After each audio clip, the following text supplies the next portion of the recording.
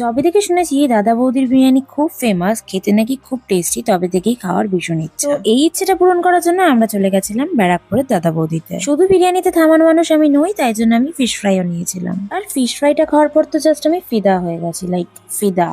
ওরা ফ্রেঞ্চ ফ্রাইয়ের সাথে fish ফ্রাইটা serve করেছিল, আর তার সাথে ছিল কাসুন্দি। আর তারপরে চলে এলো মোস্ট অ্যাওয়েটেড দ্য বিরিয়ানি। আমরা নিয়েছিলাম মাটন বিরিয়ানি, কারণ বিরিয়ানির টেস্ট তো আসল মাটনে। তো এবার আমি তোমাদের সাথে আমার এক্সপিরিয়েন্স শেয়ার করি যে আমার কেমন খেতে লেগেছে। বিরিয়ানিটা ওভারঅল ভালো খেতে, মানে খুব টেস্টি খেতে।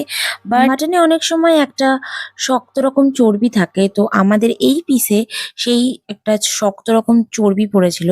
আর সেটার জন্য আমি মানে এনজয় করতে পারছিলাম না ব্যাপারটা, কজ ওটা দেখে আর ওটা এই কামড় বসিয়ে আমার গা গুলিয়ে গেছিল লিটারালি পুরো।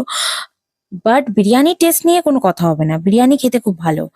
বাট এতটা কোয়ান্টিটিতে ছিল যে আমরা পুরোটা খেয়েই শেষ করতে পারছিলাম না। আর তারপরে আমরা নিয়েছিলাম একটা নলেন গুড়ের আইসক্রিম। আর এই আইসক্রিমটা খেতে কিন্তু দারুণ আমরা ছিল। ফিরনিও নিয়েছিলাম, বাট ফিরনির থেকেও এই আইসক্রিমটা বেশি বেটার খেতে। আমি জানি না আমার ল্যাক অফ টেস্ট আছে কিনা, বাট আমি ফিরনিতে সেরকম কোনো স্বাদ খুঁজে পাইনি। আর হ্যাঁ, আমরা একটা মশালা কোল্ড ড্রিঙ্কসও নিয়েছিলাম। আর অল টোটাল আমাদের এক্সপিরিয়েন্স ছিল মোটামুটি। আর এই হলো আমাদের বিল। ভিডিওটা তোমাদের ভালো লাগলে লাইক, কমেন্ট, শেয়ার করতে ভুলো না। আর তোমাদের এক্সপিরিয়েন্স আমাকে কমেন্টে বলো। আর ডু সাবস্ক্রাইব মাই চ্যানেল।